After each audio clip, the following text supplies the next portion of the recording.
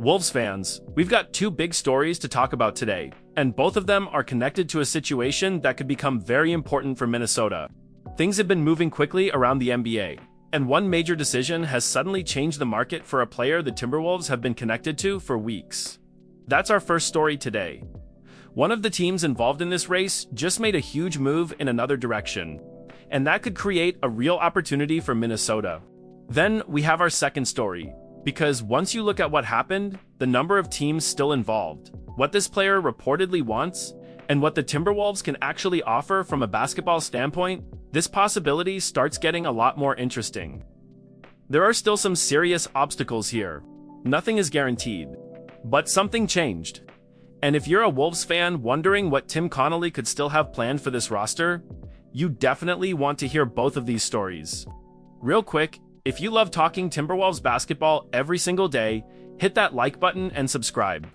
I'm Henry, and this channel is still new, so we're building this Wolves community together from the very beginning. Our first goal is 1,000 subscribers. But I only want you to subscribe if you're a real Timberwolves fan and you truly believe in what this team is building. It would be pretty special to look back someday and know you were part of this community from the start. Alright, Wolves fans, let's get into our first story. One major move around the NBA has just changed the picture for Jonathan Kuminga. The Cleveland Cavaliers agreed to acquire restricted free agent Peyton Watson from the Denver Nuggets in a multi-team signing. And for Minnesota, this matters. Cleveland had been one of the teams connected to Kuminga, and the Cavaliers had reportedly been considering both Watson and Kuminga. Now, they have made their choice. Peyton Watson will sign a 4-year, $88 million contract with Cleveland. As part of the deal, the Cavaliers are sending the Denver Nuggets an unprotected 2031 first-round pick and a 2032 Sacramento Kings second-round pick. Max Struss is going to the Los Angeles Clippers as part of the multi-team transaction. That is a significant commitment from Cleveland. We're talking about $88 million and an unprotected first-round pick. And when you commit that kind of money and draft capital to Peyton Watson, it becomes pretty clear which direction you decided to take. That's important for Minnesota because Cleveland had been a real factor in the Jonathan Kuminga situation. The Cavaliers had even created additional financial flexibility with the Dennis Schrader trade. For a while, there was a legitimate question about whether Cleveland would ultimately prioritize Watson or Kuminga. Now we have the answer. They chose Watson. And just like that, Jonathan Kuminga's already limited market becomes even smaller. That's where the Timberwolves come into this. Minnesota has emerged as one of the most interesting remaining destinations for Kuminga, who has remained on the market deep into August. Michael Scotto of HoopSite first reported Minnesota's interest. Brett Siegel of Clutch Points has also identified Minnesota as Kuminga's best basketball fit, and I can absolutely understand the argument. The Timberwolves need another power forward. Kuminga would bring another level of athleticism to this roster, and you can immediately imagine how dangerous he could be running. The floor with guys like Anthony Edwards and Jaden McDaniels, that would be an incredibly athletic group. Kuminga can attack the rim, he can run in transition, he can finish above the basket, and Minnesota could give him something that might be extremely important in his decision. Opportunity, but before we get too excited, we have to talk about the biggest problem. Money. Minnesota's financial flexibility is very limited. That makes actually getting Kuminga much more complicated than simply convincing him that Minnesota is a great basketball destination. And this is where something Tim Connolly said becomes very interesting. Timberwolves president of basketball operations, Tim Connolly, appeared on the John Kravchinsky show this week and acknowledged that Minnesota still lacks depth at power forward. Connolly also revealed that the front office remains engaged with available players. He said the Timberwolves are currently talking to one or two free agents who could be intriguing. Now, we need to be clear about this. Tim Connolly did not name Jonathan Kuminga. There is no confirmation that Kuminga is one of those free agents, but you can understand why Wolves fans are connecting the dots. Minnesota has reported interest in Kuminga. The Timberwolves need another power forward. Kuminga is still available. And now Tim Connolly is publicly saying that Minnesota is still talking to free agents. That does not confirm anything, but it definitely gives us something to watch.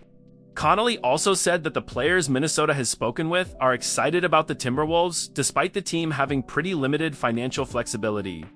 And that financial situation remains the biggest obstacle. Kuminga has reportedly been looking for more than $20 million per season. Minnesota does not have a simple way to offer him that kind of money without making additional moves.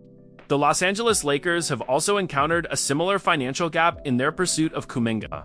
So Cleveland choosing Peyton Watson helps Minnesota, but it does not suddenly solve everything. And that brings us directly into our second story today. Because now we need to talk about just how much Cleveland's decision could improve Minnesota's chances of actually landing Jonathan Kuminga.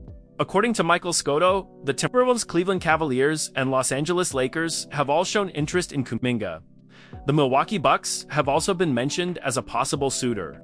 Now that Cleveland has landed Peyton Watson, the known field appears to have narrowed. Minnesota is still there. The Lakers are still there. The Bucks have also been floated as a possibility. And Cleveland appears to be out after making its major commitment to Watson. That matters because every time another potential destination disappears, Minnesota becomes more relevant. But there are still some serious hurdles. Without finding a sign-and-trade or waiving a player, Minnesota could be limited to offering Kuminga a minimum contract. And obviously, that is a massive difference from the more than $20 million annually that Kuminga has reportedly been seeking. A sign-and-trade could potentially provide another path. But even that could be complicated because Minnesota does not have a huge collection of draft picks available to make a deal easier. Another possibility would be waiving a player and creating additional financial flexibility.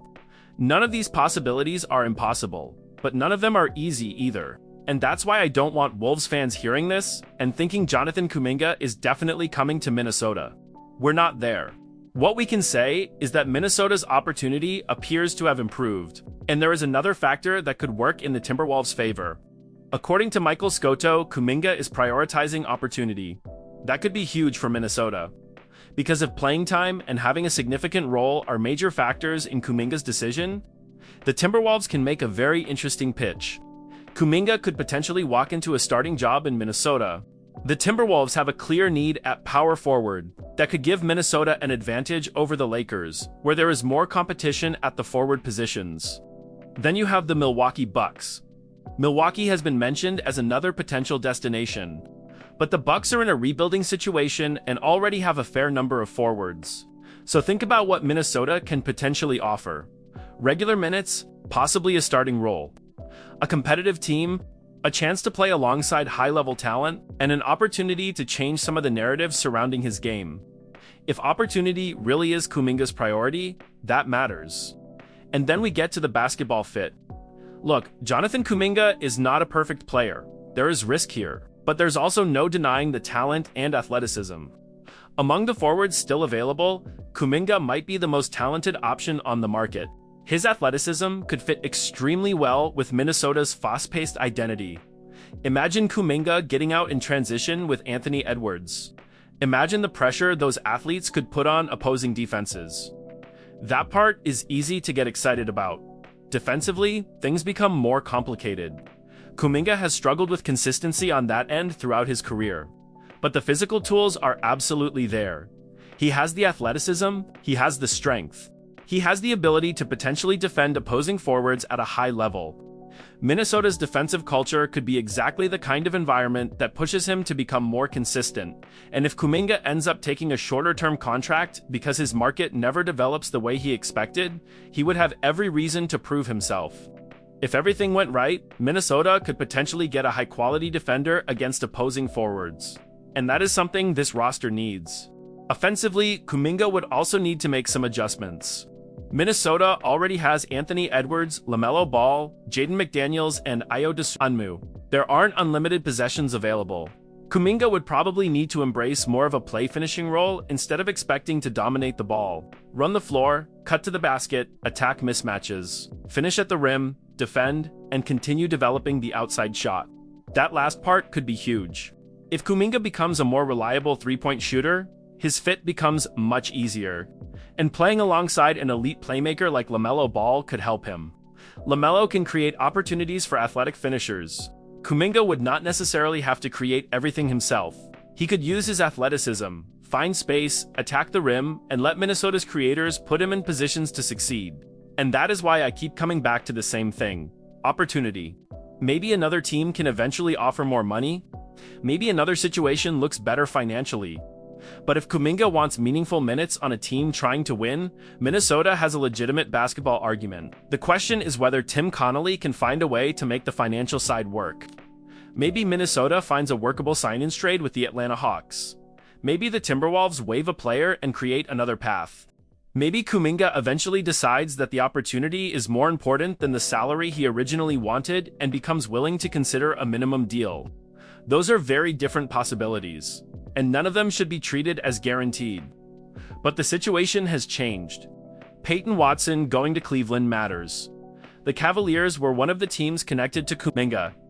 Now Cleveland has committed 4 years and $88 million to Watson. They also gave up an unprotected 2031 first-round pick and a 2032 Sacramento second-round pick. That is a major investment. Cleveland made its move, and now Minnesota has one fewer competitors standing in the way. The Lakers remain involved. The Bucks have been mentioned. The Timberwolves still have major financial obstacles. But Jonathan Kuminga is still available. And Minnesota still has a glaring need at power forward. That's what makes these two stories so interesting for Wolves fans. Nothing has been completed. Nothing has been guaranteed. But the market is moving in a direction that gives Minnesota a better chance than it had before. Cleveland made this deal. Now it comes down to what Jonathan Kuminga truly values. If his priority is getting the biggest possible contract, Minnesota could have a very difficult time making this work. But if his priority really is opportunity, playing time, a significant role and the chance to prove himself on a competitive team, then I think the Timberwolves have a real pitch to make, and this is where Tim Connolly earns his money. Because Wolves fans can see what this roster needs. Minnesota has serious talent. Anthony Edwards gives this franchise a player you can build around. LaMelo Ball gives this team another elite offensive creator. Jaden McDaniels gives you length and defensive versatility. Ayo Dosunmu gives you another piece in that rotation. But if there is an opportunity to add another talented athletic forward without destroying your long-term flexibility, you have to at least explore it. Kuminga would be a gamble. But sometimes a team with serious ambitions has to look for opportunities exactly like this. And after the Peyton Watson move, the door for Minnesota appears to be a little more open. Now, we find out whether the Timberwolves can actually walk through it, because interest is one thing. Finding the money is another. Putting together the transaction is another. And convincing Jonathan Kuminga that Minnesota is the best place for the next stage of his career might be the biggest challenge of all. But I know Wolves fans are going to be watching this closely. This team wants to compete. This fanbase expects meaningful playoff basketball. And when you have Anthony Edwards entering another important stage of his career, you cannot waste opportunities to improve the roster. We want a team capable of making a deep playoff run. We want a roster that can handle the best teams in the Western Conference. And ultimately, we want to see Minnesota put itself in position to seriously compete for a championship. That is why a situation like this matters. So, now I want to hear from you guys. Do you want Jonathan Kuminga in Minnesota? Do you think he would be the right power forward for this roster? And after Cleveland chose Peyton Watson, how confident are you that Tim Connolly could actually find a way to bring Kuminga to the Timberwolves? Drop your opinion in the comments, because I really want to know how Wolves fans feel about this one. And if you enjoyed the video, hit that like button and subscribe. This channel is still new, and we're building this Timberwolves community together from the beginning. Our first goal is 1,000 subscribers. But subscribe only if you're a real Wolves fan. You believe in the future of this team. And you want to be here talking Minnesota basketball with us every day. I'm Henry. I'll see you guys in the next one. Let's go Wolves!